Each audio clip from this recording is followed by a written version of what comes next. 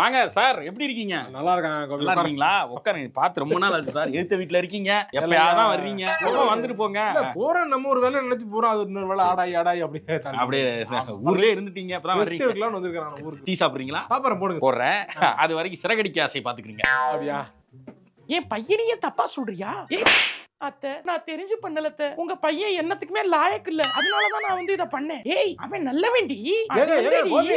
கோபி, என்ன என்ன ரோகிணி யாரோ அடிக்கிறாங்க, யார் அடிக்கிறான்னு தெரியும். அவங்க மாமியாரு. எப்படிங்க பாதி டிவி தாங்க தெரியுது, பாதி டிவி தெரியலையே. அது ஒண்ணும் இல்லங்க, என் பையன் இருக்கான்ல, ஆமா. அவன் உடைச்சு விட்டான். என்னங்க பையன் உடைச்சானா குட்டி பையன். நான் வெளுவெளுன்னு வெளுத்து விட்டேன். என்னென்ன குழந்தையெல்லாம் அடிக்க கூடாது. ஏங்க, டிவி நீங்க மாத்திருக்கீங்க. சர்ப்ரைஸ் பால உடைச்சு பாக்குறேன். அப்ப அதுக்குள்ள ஏதோ இருக்கு. அப்ப டிவிக்குள்ள என்ன இருக்கு நான் உடைச்சு பாக்குறேன். நீங்க கட்டைய விட்டு அடிச்சிட்டாங்க. கிள்ளி விட்டேன் நல்லா.